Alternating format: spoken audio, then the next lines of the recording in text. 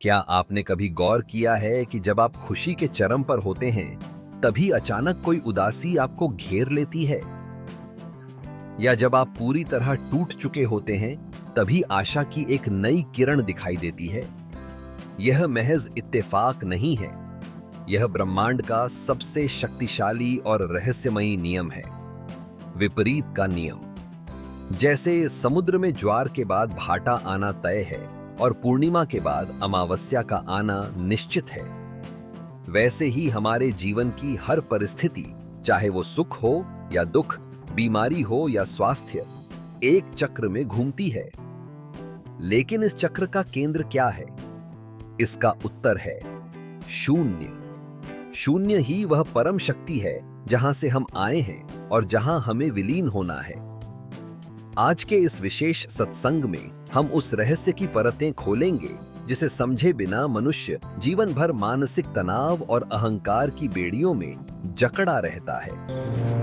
हम जानेंगे कि क्यों वृद्धावस्था में स्वभाव बदल जाते हैं, क्यों सत्ता और धन कभी स्थिर नहीं रहते, और सबसे महत्वपूर्ण कि जब हमारे जीवन में दुखों का पहाड़ टूटता है, तब ईश्वर हमारे साथ क्या कर रहे होते हैं। हम चर्चा करेंगे उन दो पैरों की कहानी पर जो बताते हैं कि संकट में प्रभु हमें छोड़ते नहीं, बल्कि अपनी गोद में उठा लेते हैं। यह सत्संग आपकी सोच के धरातल को हिला देगा और आपको भौतिक विज्ञान से उठाकर आध्यात्मिक चेतना के उस शिखर पर ले जाएगा जहां सिर्फ शांति और अद्वैत का वास है। तैयार हो जाइए अस्तित्व के इस महान रहस्य को समझने के लिए। अपनी चेतना को जागृत करें और जुड़े इस आत्मिक यात्रा से। चलिए प्रवेश करते हैं विपरीत के नियम के इस अद्भुत रहस्यमयी संसार में। तो आज का सत्संग है अस्तित्व और जीवन में विपरीत का नियम, एक रहस्य। अंग्रेजी में इसका अनुवाद है mystery of law of opposites in life and in the existence. आप जीवन में भली भांति देखते हैं कि मानव जीवन में और इस ब्रह्मांड में, इस सारे अस्तित्व में विपरीत का नियम सर्वशक्तिमान है और विपरीत का नियम ही अत्यंत रहस्यमयी है।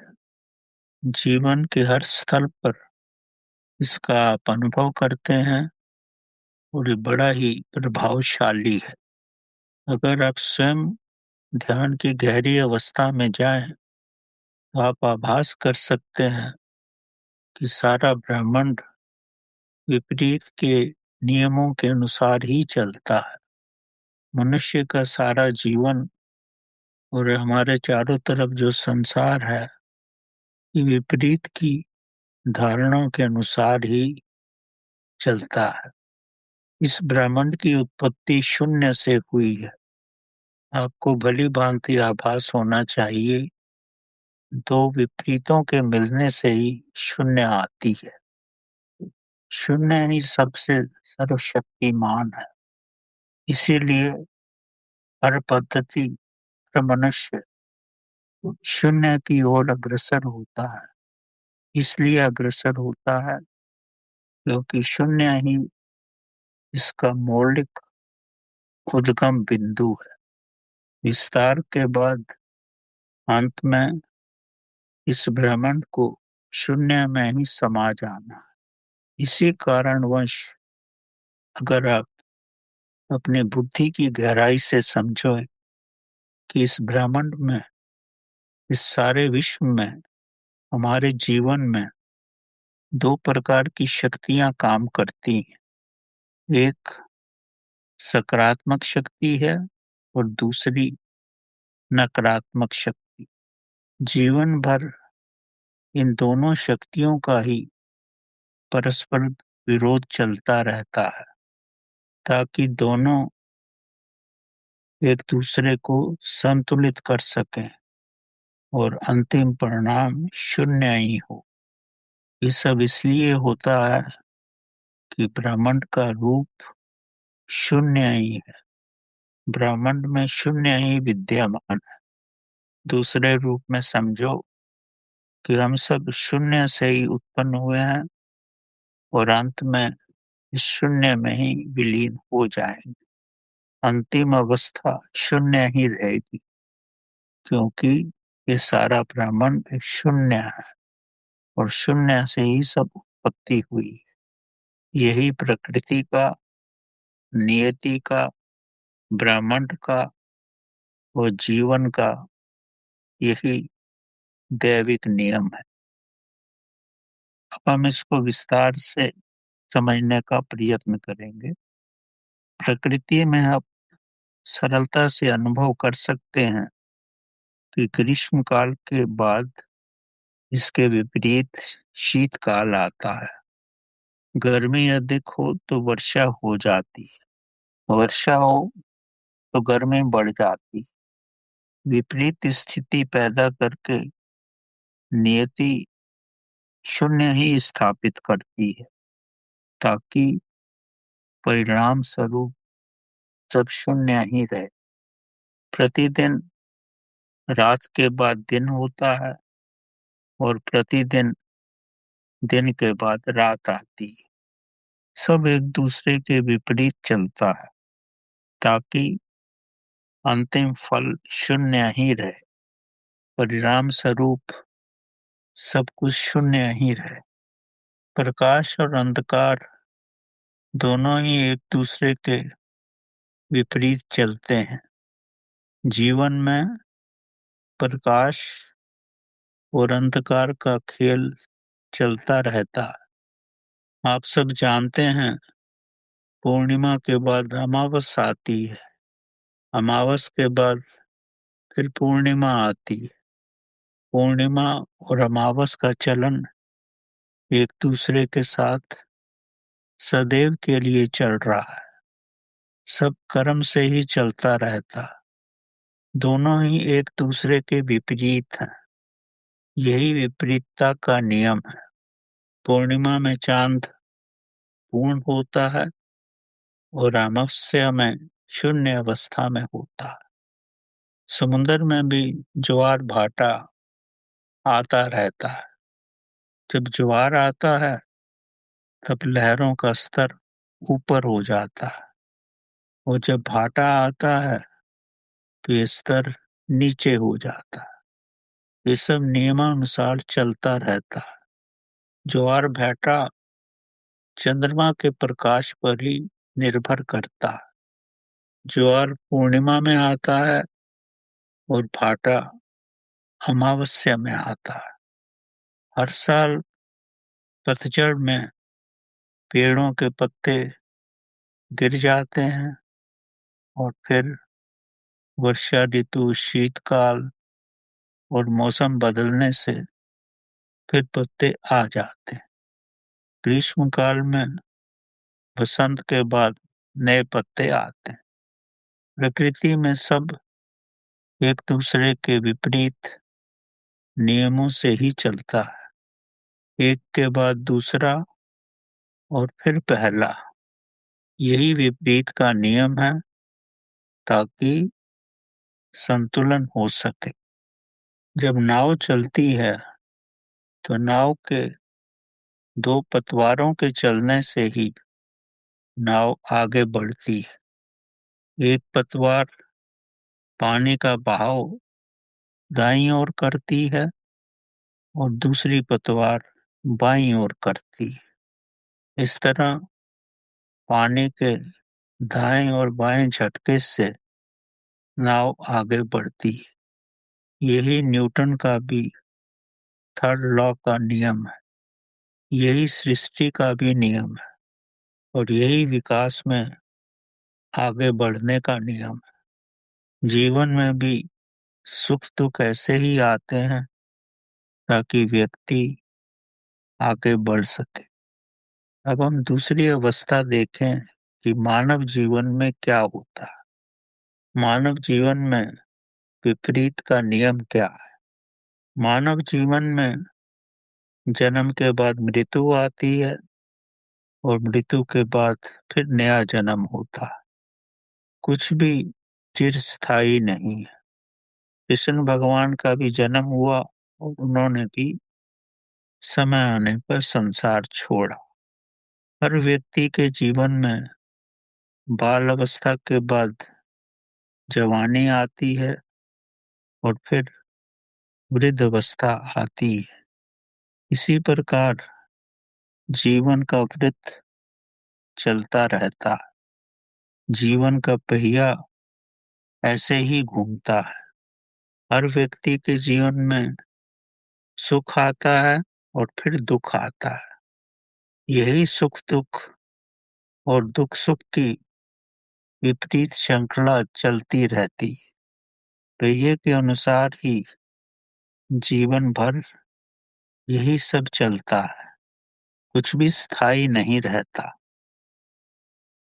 कुछ भी स्थिति सदैव एक जैसी नहीं रहती। सभी कुछ विपरीत के नियमानुसार ही संचालित होता है। आपने जीवन में देखा है, स्वास्थ्य के बाद बीमारी आती है, व्यक्ति अस्वस्थ हो जाता है, फिर स्वास्थ्य आता है, फिर किसी कारणवश व्यक्ति अस्वस्थ हो जाता है। यही विपरीतता का नियम है। बीमारी के बाद फिर स्वास्थ्य आता है और कुछ वक्त तक आदमी स्वस्थ रहता है, फिर किसी कारणवश बीमार हो जाता है। विपरीत दिशा जीवन भर चलती है। यही विपरीत का नियम है। दाएं बाएं चलकर ही सांसारिक व्यक्ति आगे बढ़ता है। जैसे नाव दोनों पतवारों से चलकर न्यूटन के लॉ के अनुसार आगे बढ़ती है, ऐसे ही जीवन भी आगे बढ़ता है। अगर आप समझो कि आज आप बहुत खुश हो, तो ये समझो कि निराशा आपके द्वार पर ही खड़ी है, प्रतीक्षा कर रही है कि निराशा कब इस खुशी के बाद उसका समय आएगा, कब उसकी बारी आएगी और कब ये निराशा अपना लक्ष्य पूरा करेगी। इसी तरह खुशी और निराशा चलती ही रहती। अगर आप ये समझो कि आप जीवन में निराश हो, तो यही समझो ये भी क्षण भंगुर अवस्था है। उस समय में निराशा समाप्त हो जाएगी और खुशी आ जाएगी। किसी न किसी रूप में आपको सुख का समाचार मिल जाएगा। जीवन में खुशी और निराशा अथवा निराशा और खुशी एक के बाद एक चलते रहते हैं। कुछ भी स्थायी नहीं है। कुछ भी जीवन में चिरस्थायी नहीं रहता। सब कुछ विपरीतता से ही संयुक्त होता है। सब कुछ क्षण भंगुर है। सब जीवन में थोड़े समय का ही मेहमान है। चाहे आपकी प्रसन्नता हो, चाहे आपकी निराशा, सब थोड़े समय के ही मेहमान। अगर आप बहुत धनी हैं, हर ओर से आपको लाभ ही लाभ हो रहा है, तो ज्यादा प्रसन्नता का अनुभव ना करें। समय इतनी जल्दी गुजर जाएगा कि आपको आभास भी नहीं होगा कि कब निर्धनता आ गई, कब आपका धन समाप्त हो गया। आपको ऐसा लगेगा कि जैसे आपने अमीरी का एक स्वप्न ही देखा था। अमीरी और गरीबी जीवन की विपरीत अवस्थाएं हैं। इतनी जल्दी जीवन में बदलती हैं कि व्यक्ति इसका आभास भी नहीं कर पाता। इसीलिए किसी भी अवस्था पर घमंड करना अथवा निराश होना, ये हमारे जीवन की कमजोरी को ही प्रदर्शित करता है। घमंड करना और फिर निराश होना, ये हमारे मन की कमजोरी की ही अवस्था है। आप सरलता से अनुभव कर सकते हो कि पानी जो पल भर पहले बादलों में आसमान की ऊंचाई पर था और अब पृथ्वी की गहराई में पहुंच गया। बादलों का पानी ही पृथ्वी में आता। कभी ऊंची अवस्था में था, अब निम्न अवस्था में आ गया। यही विपरीतता है और यही विपरीतता का नियम। विपरीतता का नियम ऊंचाई और गहराई का आभास नहीं करता। उसके लिए सब बराबर है। ऊंचाई और गहराई में कुछ भी अंतर नहीं है। विपरीतता के नियम में ऊंचाई और गहराई सब एक ही है। ये नियम एक ही दृष्टि से सब कुछ देखता है। अब आगे समझने का प्रयत्न करो। विपरीतता का नियम शून्यता पर आधारित है। सब शून्य में ही निवास करता है और शून्यता ही प्रभु का रूप है। ये नियम सैद्धांतिक रूप से प्रभु का ही बनाया हुआ है। अंत में सबको प्रभु में विलीन होना है। यही विपरीतता का नियम है और यही प्रभु का भी नियम है। ये नियम राजा और रंक में कोई भेद नहीं करता। कब कोई राजा हो और कब रंक हो जाए पता ही नहीं चलता।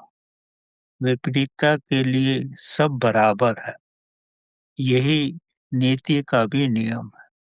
यही प्रभु का नियम है। आपने जीवन में कई बार अनुभव किया होगा, भूकंप और बाढ़ में सब कुछ ही विलीन हो जाता है। पल भर पहले जो इमारतें आकाश को छूती थी अब शून्य हो गई, जैसे पहले शून्य ही था। यही विपरीत अवस्था का नाटकीय रूप है। इसके लिए सब बराबर है। गहराई से समझो तो यही शून्यता का मौलिक नियम है और यही प्रभुता है। यही प्रभु का नियम है। अगर आप जीवन के व्यवसाय में देखो, अगर दफ्तर में कोई व्यक्ति आज अधिकारी है तो कल वह साधारण कर्मचारी भी हो सकता है। दुनिया की सब सरकारी संस्थाओं में ये अक्सर देखा जाता है कि अधिकारी कर्मचारी बन जाता है और कर्मचारी समय आने पर अधिकारी बन जाता है। यही सैद्धांतिक विपरीतता का नियम है। इस नियम के कारण ही अक्सर व्यक्तियों को मानसिक संतुलन खोने का भी सामना करना पड़ सकता है। अधिकारी अगर कर्मचारी बन जाए, उसका मानसिक संतुलन बिगड़ जाता है। पर यही विपरीतता का नियम है। जीवन में ये अक्सर आपने देखा होगा, ऐसा ही होता है। इस स्थिति में जो कमजोर होते हैं वो अपना जीवन ही खो देते हैं, सुसाइड कर लेते हैं। ऐसा प्रतीत होता है कि नियति ही सब करती है और नियति इसलिए करती है ताकि व्यक्ति में अहम ना आए, घमंड ना आए। अगर एक व्यक्ति धनी ही रहता है तो आप समझ सकते हो उसमें कितना घमंड आ जाए। इसीलिए नियति उसको किसी न किसी रूप में निर्धन बना देती, ताकि नियति में शून्यता का नियम हर जगह जीवित रहे। ये सब नियति इसलिए करती है ताकि किसी में घमंड आवश्यकता से अधिक न पनप सके और व्यक्ति जीवन भर संतुलित रहे। यही विपरीतता का सिद्धांत है। नियति इसी स्वाभाविक संतुलन से इस नियम को चलाती है। राजनीति में भी पार्टियां भी इसी तरह बदलती हैं। एक पार्टी आज सत्ता में है तो कुछ वर्ष बाद उस सत्ता से हट जाती है। पक्ष और विपक्ष की पार्टी की सत्ता विश्व के हर देश में बदलती रहती है। एक ही पार्टी की सत्ता हमेशा राज्य नहीं कर सकती। स्वास्थ्य के बाद अस्वास्थ्य आता है, और जब व्यक्ति अस्वस्थ हो जाता है और फिर स्वास्थ्य आ जाता है, कुछ भी चिरस्थायी नहीं है। इसके अंतहीन कारण हो सकते हैं। मनुष्य के वक्ष में तो नाम मात्र ही कुछ रहता है। आप कितना भी स्वास्थ्य का ख्याल रखो, किसी कारणवश आप अस्वस्थ हो ही जाओगे, और फिर कुछ समय बाद स्वास्थ्य आ जाता है। अगर हम परिवार में देखें तो परिवारों में अक्सर देखा गया है कि शादी के फौरन बाद हर परिवार में पति ही कर्ता धर्ता होता है। पत्नी पति के प्रभुत्व में रहती है, उसी को स्वामी समझती है, उसके अनुसार ही सब कार्य करती है। पति को ही प्राथमिकता मिलती है। पत्नी द्वितीय श्रेणी में रहती है। लेकिन आपने अक्सर अनुभव किया होगा, वृद्धावस्था आने तक परिवार में पत्नी का ही प्रभुत्व हो जाता है। वही ज्यादा मजबूत हो जाती है, वही शक्तिशाली हो जाती है। पति स्वयं को दुर्लभ अनुभव करने लगता है। ये पत्नी के हार्मोन और स्वभाव के बदलने से होता है। आपने अक्सर देखा होगा, वृद्ध महिलाओं के थोड़ी थोड़ी मूछें भी आ जाती हैं। उनका स्वभाव मर्दों जैसा हो जाता है, और वही घर में अपना राज्य स्थापित करना चाहती है। पहले वो पति की बात सुनती थी, अब पति को उनकी बात सुननी पड़ती है। यही विपरीतता का नियम है। आपने अक्सर देखा होगा, स्त्रियां पुरुषों की तुलना में 5 से 10% तक ज्यादा जीती हैं। स्त्रियों की आयु ज्यादा होती है। वृद्ध औरतों का स्वभाव आयु के साथ मर्दों की तरह कठोर हो जाता है। घर का वृद्ध मर्द जो होता है, पुरुष जो होता है, अब वो औरत की तरह कोमल हो जाता है, जैसे पहले औरत थी जब वो शादी के बाद आई थी। ये लगभग संसार के हर परिवार में होता है। यही विपरीतता का नियम है। पर जिन घरों में वृद्ध व्यक्ति, वृद्ध मर्द अपना प्रभुत्व नहीं छोड़ते, पहले की तरह दृढ़ रहने की कोशिश करते हैं, उन परिवारों में कलेश और झगड़े बहुत बढ़ जाते हैं। इसका मुख्य कारण एक ही है कि वृद्ध महिलाओं में हार्मोन के परिवर्तन से सहनशीलता कम हो जाती है। दूसरे रूप में समझो, आयु बढ़ने से अब वो पहले की तरह देवी नहीं रहती, उसका देवी का रूप बदल जाता। यही प्रभु का नियम है, ताकि आपके जीवन में शून्यता बरकरार रहे। अगर वृद्ध पति पत्नी के प्रभुत्व को स्वीकार नहीं करता तो तलाक की भी नौबत आ जाती। इसलिए संतुलन बना के रखना बड़ा मुश्किल। अगर ऐसी नौबत आ जाए तो ये बड़ी असहनीय दशा होती है। ये व्यक्ति की अज्ञानता के कारण ही होता है। जो व्यक्ति ब्रह्मांड के इस नियम को नहीं समझता, इसको स्वीकार नहीं करता, तो वृद्ध अवस्था में कष्ट ही पाता है। समय से ज्ञान की वृद्धि होना अति आवश्यक है, ताकि परिवार में सुख शांति बनी रहे। पर यह अक्सर नहीं होता। व्यक्तियों की आयु तो बढ़ जाती है, पर ज्ञान की वृद्धि नहीं होती। वृद्ध व्यक्ति यही समझता है कि अभी नौजवान है, और वो ये नहीं समझता कि औरत के हार्मोन्स बदल गए, अब वो मर्दों जैसी हो गई। घर का संचार उसी के अनुसार होना चाहिए। अब इसे आगे समझो। पहले घर में जहाँ सास का राज्य चलता था, समय आने पर बहू का राज्य हो जाता। घर की बहू ज्यादा प्रभावशाली हो जाती, और जो सास इसको स्वीकार नहीं करती तो उस घर में कलेश ही रहता है। इसे आगे समझो।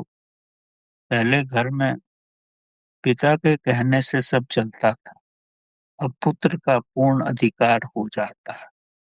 पिता अगर ये विपरीत का नियम नहीं स्वीकार करता तो जीवन में कष्ट ही पाता।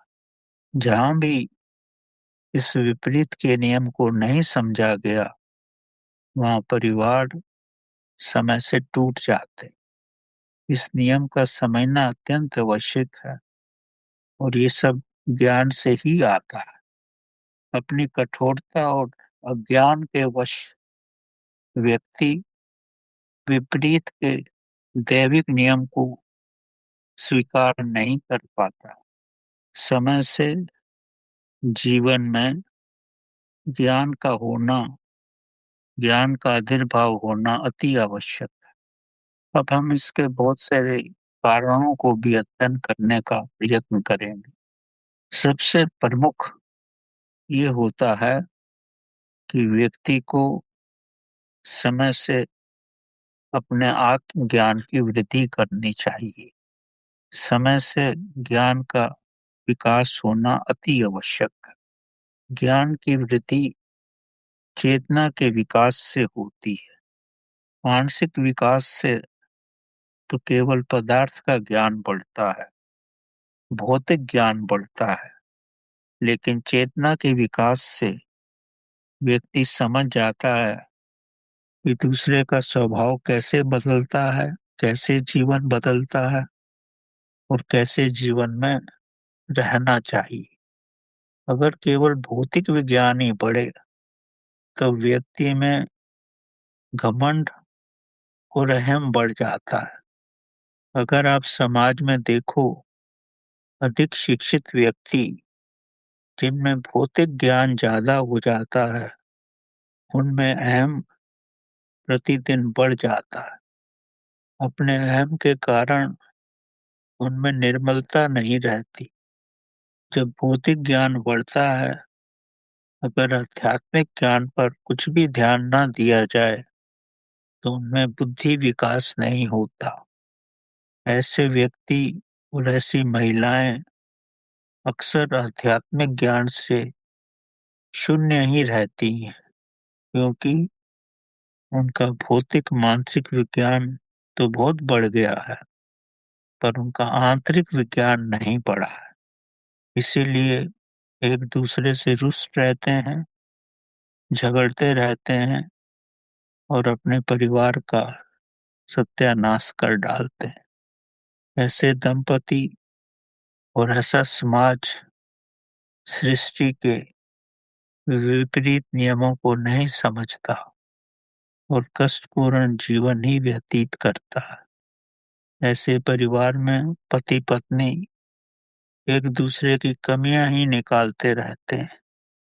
पत्नी बोलती है ये दोष है, पत्नी बोलता है ये दोष है।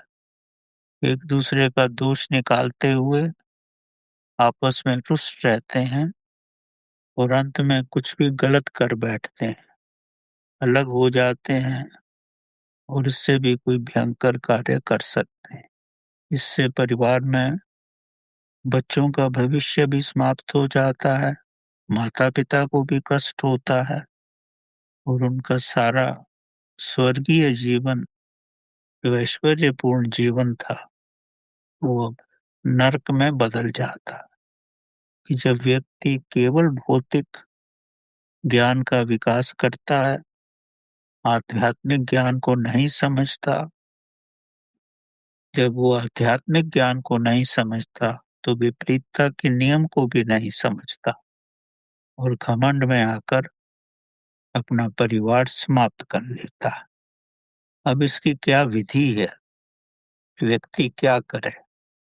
जब जीवन में ऐसी परिस्थितियां आ जाएं, तो परिवार क्या करे, व्यक्ति क्या करे, समाज क्या करे? इसका केवल एक ही सुलभ उपाय है। भौतिक ज्ञान तो हमारा सामर्थ्य बढ़ाता है। भौतिक ज्ञान के साथ आध्यात्मिक ज्ञान का विकास करना अति आवश्यक है। हर परिवार में चेतना का विकास किया जाना चाहिए। सरलता और सहजता जीवन में लाना अति आवश्यक है। इससे ही हृदय में दैविक गुणों का विकास होता है। जब दैविक गुणों का विकास होगा, तब व्यक्ति एक दूसरे की आंतरिक भावनाओं को समझ पाएगा, एक दूसरे की आत्मा के नजदीक आएगा और जीवन की बहुत सारी रुष्ट अवस्थाओं से ऊपर हो जाएगा। तो संक्षेप में ज्ञान की वृद्धि करें। ज्ञान की वृद्धि ध्यान से संभव है। मंत्र जाप से ज्ञान की वृद्धि हो सकती है। क्रिया योगा से ज्ञान की वृद्धि होती है। अपने श्वासों पर ध्यान रखें, उससे भी मन में शांति आएगी और समय आने पर ज्ञान की वृद्धि होगी। और जैसे ही ये ज्ञान की वृद्धि होगी, तब व्यक्ति अकाल की अवस्था में रह पाएगा। अकाल मकसद समय से ऊपर की अवस्था में रह पाएगा। तब उसके श्वासों की गति कम चलेगी, स्वास्थ्य बढ़ेगा। श्वासों की गति कम चलने से आयु में भी वृद्धि होगी और व्यक्ति एक दूसरे का सम्मान भी करेगा। तब वो अपने माता पिता, बच्चों का, धर्म पत्नी अपनी पति का और पति अपनी धर्म पत्नी को बड़ी ही कुशल निगाहों से देखेगा, एक दूसरे की आदर करेंगे और जीवन सुखमय होगा। ये समझना जरूरी है कि दुख सुख, स्वास्थ्य और अस्वास्थ्य दशा, अमीरी गरीबी, खुशी गम, ये सब क्षण भंगुर अवस्थाएं हैं। किसी से भी आसक्त ना हो। इस जीवन में कुछ भी रुकने वाला नहीं है। स्वयं को अपनी चेतना में स्थापित करें और अपने मन में शून्य का रूप ही देखें। चेतना के विकास से ही मन में शांति आएगी और सब दैविक गुणों की वृद्धि होगी। इस अवस्था में ही व्यक्ति द्वैत से अद्वैत में आ जाता है। चेतना ही अद्वैत की अवस्था है। यही प्रभु की अवस्था है। यही प्रभु में होना है। ध्यान में जाकर हर व्यक्ति ये अनुभव कर सकता है कि विपरीतता शून्यता से ही आती है। विपरीतता का नियम शून्य पर ही आधारित है। अपनी चेतना से शून्य का आलिंगन करें और किसी से भी आसक्त ना हो। अगर सब कुछ जागरूकता से और चेतना की दृष्टि से देखेंगे, तो जीवन में आनंद ही रहेगा। इंद्रियों के माध्यम से देखने का प्रयत्न न करें। सुख दुख जो भी आए उसे देखें। देखने मात्र से ही मन शून्य हो जाएगा और मन के शून्य होने से श्वास भी शून्य हो जाएंगे और मानसिक स्थिरता आ जाएगी। और जैसे ही मानसिक स्थिरता आएगी, तो चेतना का विकास प्रारंभ होगा।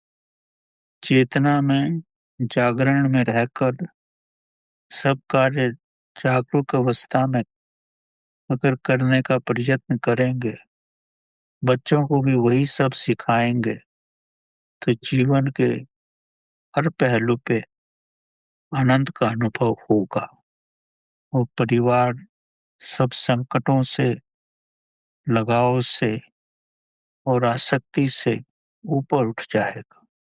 ज्ञान की वृद्धि होगी और सब समझ आ जाएगा कि सब कुछ प्रभु ही करता है और प्रभु के नियम पर ही चलना हमारे लिए सबसे उपयोगी होगा।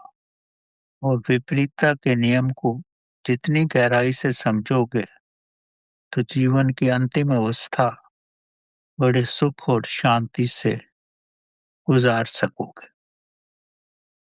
प्रभु किसी भी विपरीत के नियम की अवहेलना नहीं करते। पूर्ण स्वतंत्रता से ही ब्रह्मांड में ये नियम चलता है और व्यक्ति जितनी गहराई से इस नियम को समझे और उस नियम पर चले, कभी उसमें अपनी सब समस्याओं को समाधान करने की शक्ति आ जाएगी, साहस आ जाएगा और परिवार में सुख शांति आ जाएगी। एक कथा के माध्यम से सबको और भी गहराई से समझ सकते हो। एक महिला प्रभु की महाभक्त थी। उसका एक बड़ा मनमोहक और सुंदर पुत्र था। पुत्र अभी छोटा ही था। महिला घर का सारे कार्य शांत स्वभाव से करती थी और प्रभु भक्ति में विलीन रहती थी। एक दिन महिला खाना बनाने में व्यस्त थी, अपने ध्यान में प्रभु में हो गई थी। उसका बालक सोया हुआ था। उसे पता ही नहीं चला कि बालक कब उठा और घर से बाहर चला गया। बाहर घर के आंगन में पहुंचकर नीचे झांकते हुए ऊंचे आंगन से जमीन पर गिर पड़ा। जब उसने रोना प्रारंभ किया तब महिला को एहसास हुआ कि उसके बालक की आवाज है। जब उसने नीचे झांका तो बालक को देखकर बड़ा घबरा गई। संध्या हो चली थी। बालक की इस अवस्था को देखकर बिना चप्पल पहने हुए ही भाग भाग कर नजदीक के अस्पताल में चली गई। भाग्यवश विलंब होने पर भी उसे डॉक्टर मिल गया। डॉक्टर ने बालक को लगभग ठीक ही पाया। उसका जरूरी उपचार किया, जरूरी दवाई देकर बालक को और उसकी माँ को घर भिजवा दिया। महिला बड़ी निराश और विचलित अवस्था में घर पहुंची, क्योंकि भाग भाग कर ही गई थी। मन से प्रभु से बहुत टूटी हुई महसूस कर रही थी। घर पर उसके पति आ गए थे, क्योंकि रात का समय हो गया था। पति टीवी पर एक प्रवचन सुन रहे थे। जब ये वहां पहुंची, क्योंकि बहुत निराश थी, ये भी वो प्रवचन सुनने लगी। प्रवचन में कहा जा रहा था कि प्रभु नियति के और कर्म के नियम को नहीं बदलते। जैसा नियति चाहती है वैसा ही होता है। पर पर प्रभु अपने भक्तों की हर हालत में रक्षा करते हैं। नियति को नहीं बदलते, पर भक्त को भीतर से दृढ़ बनाते हैं, ताकि वे नियति और जीवन की विपरीत स्थितियों को समझें और प्रभु का धन्यवाद करें और अपने को दृढ़ बनाएं। जब ये सब सुनी रही थी तो वो चौंक गई। उसने देखा कि बालक तो घास पर गिरा था। वो सरलता से ही निकट के पत्थर पर भी गिर सकता था। डॉक्टर भी असमय ही उसे अस्पताल में मिल गया, जबकि उस समय उसे घर ही चले जाना था। अपने बुखार की अवस्था में वो भाग भाग कर ही पहुंची थी और बालक लगभग ठीक ही था। तब महिला समझ गई कि प्रभु नियति को नहीं बदल सकते। बालक को गिरना ही था। वो पत्थर पे न गिरकर घास पर गिर गया और डॉक्टर भी समय पर अस्पताल में उससे मिल गया। वो बुखार की हालत में भी शक्ति से भाग भाग कर गई। तब उसको प्रवचन सुनकर स्पष्ट हो गया कि प्रभु नियति को नहीं बदलते, ना ही कर्म के बंधन को बदलते हैं, पर प्रभु भक्त की रक्षा करते हैं, हर रूप में रक्षा करते हैं। नियति के रास्ते में नहीं आते, भक्त को ही दृढ़ बनाते हैं, उसको ही बुद्धिमान बनाते हैं। जब उसके मन में ऐसे विचार आए, तब उसकी आंखों से प्रभु भक्ति में आंसू निकल पड़े और वेदना से प्रभु को आभार प्रकट करने लगी। वो ये पूर्ण रूप से समझ गई थी कि संसार में जो कुछ भी हो रहा है, जो भी विपरीत का नियम है, जो भी नियति का नियम है, प्रभु उसको नहीं बदलते, क्योंकि वो प्रकृति का नियम है। लेकिन भक्त की रक्षा करते हैं और भक्त को मन से सुदृढ़ बनाते हैं, ताकि वो हर कष्ट को सहन सके। तो दूसरी एक छोटी सी कथा है। एक प्रभु भक्त था, अधेड़ उम्र का नवयुवक था। ध्यान साधना में बैठकर उसे एहसास हुआ कि प्रभु सदैव भक्त के साथ रहते हैं, भक्त की हमेशा रक्षा करते हैं। उसने ध्यान में बैठकर ये अनुभव किया, जब प्रभु साथ रहते हैं, भक्त की रक्षा करते हैं, तब मुझे चार पैर दिखते हैं। दो पैर मेरे होते हैं और दो पैर प्रभु के होते हैं। प्रभु के अदृश्य पैर भी उसको दिखते थे। दो पैर उसके दिखते थे और दो पैर प्रभु के। कई बार उसने अनुभव किया कि जब वो कष्ट में होता है, तो उसको दो ही पैर दिखते हैं, दो पैर नहीं दिखते। उसे दो पैरों का ही अनुभव होता था। जब वो दो ही पैर देखता था, तो मन से बड़ा विचलित हो जाता था कि जब सुख का समय होता है तो चार पैर दिखते हैं, और जब मैं कष्ट में होता हूँ तो मुझे दो ही पैर दिखते हैं। ये अनुभव करके अक्सर वो विचलित हो जाता था। वो समझने लगा था कि अच्छे समय और कुशलता में प्रभु उसके साथ रहते हैं, उसके साथ क्रीड़ा करते हैं। कष्ट में प्रभु उसका साथ नहीं देते, क्योंकि वो दो पैरों का अनुभव नहीं करता था। एक दिन जब अपनी चेतना की गहरी अवस्था में गया, ध्यान ध्यान की गहरी अवस्था में गया और प्रभु में हो गया, तब उसको अनुभव हुआ कि कष्ट में मुझे पैर तो दो ही दिखते हैं, पर मुझे कुछ होता नहीं है। मैं एकदम ही ठीक रहता हूँ। मेरा हमेशा ही बचाव हो जाता है। जब उसके मन में ये विचार आए और ध्यान की गहरी अवस्था में था, तब उसे स्पष्ट अनुभव हुआ कि मेरे कष्ट में प्रभु मुझे उठा लेते हैं, और जो दो पैर मैं देखता हूँ वो प्रभु के ही होते हैं। मैं तो प्रभु की गोद में रहता हूँ, इसलिए मुझे अपने पैर दिखते ही नहीं। और इसी कारण से कितनी बारी मैं कष्ट में हुआ, पर मुझे किसी पीड़ा का सामना नहीं करना पड़ा, ना ही मुझे कुछ मुश्किल हुई। तब उसकी समझ में आया कि विपरीत समय में, कष्ट में, संकट में प्रभु ही सब कष्ट और संकट भोगते हैं। मुझे तो अपनी गोद में उठा लेते हैं। मकसद ये है कि विपरीत स्थितियों में प्रभु में होकर आप शून्य अवस्था में आ जाते हैं। जब आप शून्य अवस्था में आ जाते हो, तो आपके पैर तो अदृश्य हो जाते हैं और इस विपरीत स्थिति में प्रभु ही आपकी मदद करते हैं और आपको शून्य बनाकर उठा लेते हैं, ताकि आपको कोई कष्ट ना हो।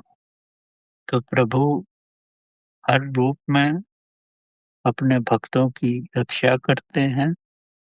जीवन में विपरीत स्थितियां तो आती ही रहेंगी, यही सृष्टि का नियम है, यही नियति का नियम है।